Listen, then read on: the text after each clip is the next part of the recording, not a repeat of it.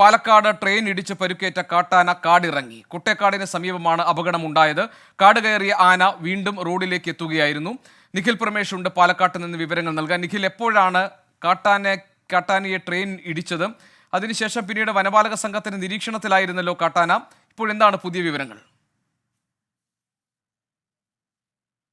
ഗോപി, ഇന്ന് പുലർച്ചെയാണ് ഈ കൊമ്പനെ ട്രെയിൻ ഇടിച്ചത്. അതപ്പോൾ അതിന് കാലിനാണ് പരിക്കേറ്റിട്ടുള്ളത്. ഇപ്പോൾ നമുക്ക് ദൃശ്യങ്ങളിൽ കാണാൻ കഴിയും, മലമ്പുഴ കഞ്ചിക്കോട് റോഡിൽ ഈ റോഡ് മുറിച്ച് കടന്ന് അപ്പുറത്തേക്ക് നിൽക്കുകയാണ് കൊമ്പൻ. ഇതിൻ്റെ കാലിനാണ് പരിക്കേറ്റിട്ടുള്ളത്.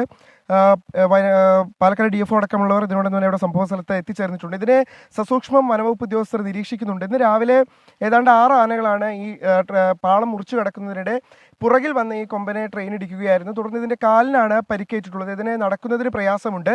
ഈ പശ്ചാത്തലത്തിൽ ഈ വനവകുപ്പ് ഉദ്യോഗസ്ഥർ സസൂക്ഷ്മം ഈ കൊമ്പനെ നിരീക്ഷിച്ചുകൊണ്ടിരിക്കുന്നുണ്ട്. അതിൻ്റെ ആരോഗ്യ കാര്യങ്ങളൊക്കെ നിരീക്ഷിക്കുന്നുണ്ട്. ഈ വനത്തിലൂടെ നടന്നാണ് ഇപ്പോൾ ഈ റോഡിലേക്ക് ഇത് എത്തിച്ചേർന്നിട്ടുള്ളത്.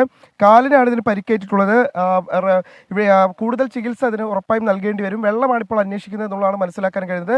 ഈ റോഡ് മുറിച്ച് കടന്നുകൊണ്ടാണ് ഇപ്പോൾ കൊമ്പൻ അപ്പുറത്തേക്ക് കടന്നിട്ടുള്ളത്. എന്തായാലും ഇതിന് കാലിനാണ് പരിക്കേറ്റിട്ടുള്ളത് എന്നുള്ളതാണ് മനസ്സിലാക്കാൻ കഴിയുന്നത്. നമ്മളിപ്പോൾ ഇതിനെ നിരീക്ഷിച്ചുകൊണ്ടിരിക്കുകയാണല്ലേ സാർ? അതെ, നമ്മൾ ചെയ്തുകൊണ്ടിരിക്കുന്നു. ഡോക്ടർ വരുന്നുണ്ട്. നമ്മൾ എത്രയും പെട്ടെന്ന് അതിന്റെ വെറ്ററിനറി സർജൻ വരുന്നുണ്ട്. അപ്പൊ അതിന് എത്രയും പെട്ടെന്ന് അതിന് ചെയ്യാൻ നമുക്ക് കൊടുക്കാൻ പറ്റുന്ന ചികിത്സയൊക്കെ നമ്മൾ മാറ്റേണ്ടുന്ന സാധ്യത. അല്ല, അത് നമ്മൾ ഡോക്ടർ വന്നിട്ട് പരിശോധിക്കുന്നതിന് മുമ്പ് നമുക്ക് അത് പറയാൻ പറ്റില്ലല്ലോ.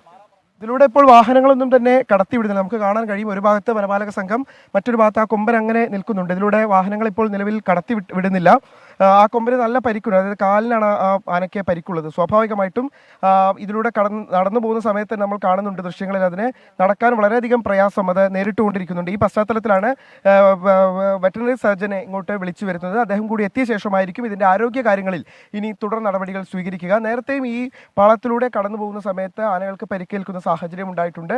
അതിനുവേണ്ടി ഒരു അണ്ടർപാസ് അടക്കം ഇതിനോടകം തന്നെ റെയിൽവേ നിർമ്മിച്ചിട്ടുമുണ്ടായിരുന്നു ആ മേഖലയിൽ തന്നെ.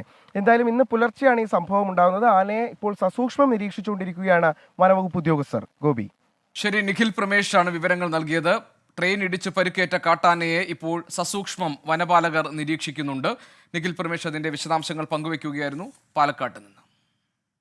നിഖിൽ, ഈ സാധാരണ നിലയിൽ ഇപ്പോൾ നിഖിൽ പറഞ്ഞു ഇത്തരം അപകടങ്ങൾ ഇവിടെ പതിവാണ് എന്ന്. അത് തടയാനും നിയന്ത്രിക്കാനുമുള്ള സംവിധാനങ്ങൾ ഇല്ലേ അവിടെ? അതിനെക്കുറിച്ച് വനപാലകർ അല്ലെങ്കിൽ വനം വകുപ്പ് ആലോചിക്കുന്നില്ലേ?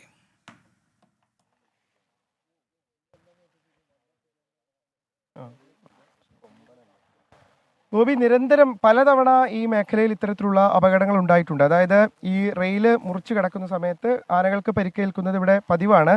നിരവധി തവണ ഉണ്ടായിട്ടുണ്ട്. ഒരു കൊമ്പൻ ചെരിഞ്ഞിട്ടുണ്ട്, നിരവധി കൊമ്പന്മാർ ചെരിഞ്ഞിട്ടുണ്ട്. അത്തരത്തിലുള്ള അപകടങ്ങൾ തുടർച്ചയായി ഉണ്ടാകാറുണ്ട്.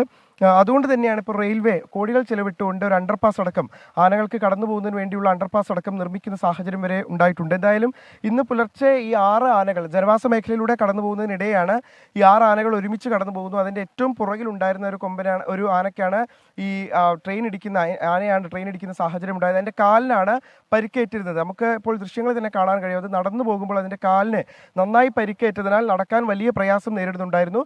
എങ്കിലും ഇത്രയും ദൂരം വെള്ളമന്വേഷിച്ചാകണം എന്നാണ് മനസ്സിലാക്കുന്നത്. ഇത്രയും ദൂരം ആന വനത്തിലൂടെ തന്നെ നടന്ന് ഈ ജനവാസ മേഖലയിലെത്തി റോഡ് മുറിച്ച് ഇപ്പോൾ മലമ്പുഴ കഞ്ചിക്കോട് റോഡാണ് നമ്മൾ കാണുന്നത്. ആ റോഡ് മുറിച്ച് കടന്ന് ഇപ്പുറത്തേക്ക് കടന്നിരിക്കുകയാണ് കൊമ്പൻ, ഈ ആന. ഇതിനെ കൂടുതൽ വിവരങ്ങൾ ഇനി ലഭ്യമാകണമെങ്കിൽ, അതായത് ഇതിൻ്റെ ആരോഗ്യനില അടക്കം സംബന്ധിച്ച് കൂടുതൽ വിവരങ്ങൾ ലഭ്യമാകണമെങ്കിൽ വെറ്ററിനറി സർജൻ അടക്കം ഇവിടേക്ക് എത്തിച്ചേരേണ്ടതുണ്ട്. അദ്ദേഹം പരിശോധിച്ച ശേഷം മാത്രമേ കൂടുതൽ വിവരങ്ങൾ നമുക്ക് ലഭ്യമാവുകയുള്ളൂ. എന്തായാലും ഇതിലൂടെയുള്ള വാഹന ഗതാഗതം ഇപ്പോൾ പൂർണ്ണമായും ഇതിലൂടെ കടത്തിവിടുന്നില്ല. വാഹനങ്ങളൊന്നും തന്നെ കടത്തിവിടുന്നില്ല. കാരണം ആന ഈ റോഡിനോട് ചേർന്ന് തന്നെ നിൽക്കുകയാണ്. അതുകൊണ്ട് തന്നെ ഇപ്പോൾ ഇതിലൂടെ വാഹനങ്ങൾ കടത്തിവിട്ടാൽ അത് പ്രയാസമാകുമെന്ന് വനവകുപ്പ് ഉദ്യോഗസ്ഥർ മനസ്സിലാക്കുന്നുണ്ട്. ഈ പശ്ചാത്തലത്തിലാണ് ഇപ്പോൾ ഇരുഭാഗത്തും വാഹനങ്ങൾ തടഞ്ഞു വെച്ചുകൊണ്ട് ആനയെ നിരീക്ഷിക്കുകയാണ്. നമുക്ക് ദൃശ്യങ്ങളിൽ തന്നെ കാണാൻ കഴിയും. ഒരു ഭാഗത്ത് വനവകുപ്പ് ഉദ്യോഗസ്ഥർ അതിനെ DFO അടക്കം സംഭവ സ്ഥലത്ത് എത്തിയിട്ടുണ്ട്. ഒരു ഭാഗത്ത് ആന നടന്നു നീങ്ങുന്ന ദൃശ്യങ്ങൾ നോക്കൂ ഗോപി. വളരെയധികം പ്രയാസപ്പെട്ടാണ് ഈ ആന അപ്പുറത്തേക്ക് പ്രവേശിക്കുന്നത്. അതിൻ്റെ കാലിനാണ് പരിക്കേറ്റിട്ടുള്ളത്. അതുകൊണ്ട് തന്നെ നടക്കാൻ വലിയ ബുദ്ധിമുട്ടുണ്ട് എന്നുള്ളതാണ് മനസ്സിലാക്കുന്നത്. പാലക്കാട്ടെ ചൂട് നമുക്കറിയാം, കൊടും ചൂടിലൂടെ കടന്നു പോവുകയാണ്. സ്വാഭാവികമായും ജലാശയങ്ങളിലൊക്കെ വെള്ളം വളരെയധികം കുറവാണ്. ആനകൾ ജനവാസ മേഖലയിലേക്ക് ഇറങ്ങുന്നത് വളരെയധികം കൂടി നിൽക്കുന്ന ഒരു സാഹചര്യം കൂടിയാണ്. അത് വെള്ളം അന്വേഷിച്ചാണ്. പക്ഷേ ഈ ആനയെ സംബന്ധിച്ചിടത്തോളം ഈ അപകടം പറ്റിയതിന് ശേഷവും വെള്ളം ലഭിക്കുന്ന സാഹചര്യം ഉണ്ടായിട്ടില്ല. അതുകൊണ്ട് തന്നെ എത്രയും വേഗത്തിൽ ഈ ആനയ്ക്ക് വെള്ളം എത്തിക്കുക, മറ്റ് വൈദ്യസഹായം എത്തിക്കുക എന്നുള്ള നിലയിലേക്കാണ് ഇപ്പോൾ വനവകുപ്പ് ഉദ്യോഗസ്ഥർ നീങ്ങിക്കൊണ്ടിരിക്കുന്നത്. അതിനു വേണ്ടിയിട്ടുള്ള എത്രയും ശ്രമങ്ങളാണ് വേഗത്തിൽ ആനയ്ക്ക് വെള്ളവും വൈദ്യ സഹായവും എത്തിക്കുക എന്നതിലാണ് വനപാലകരുടെ ശ്രദ്ധ. ഇപ്പോൾ വനപാലകരുടെ നിരീക്ഷണത്തിലാണ് ഈ ട്രെയിൻ തട്ടി പരിക്കേറ്റ കാട്ടാനയുള്ളത്. നിഖിൽ പ്രമേഷ് പാലക്കാട്ട് നിന്ന് വിവരങ്ങൾ നൽകുകയാണ്. നിഖിലിന്റെ ക്യാമറയിൽ പതിഞ്ഞിരിക്കുന്നത് ആ ദൃശ്യങ്ങളാണ്.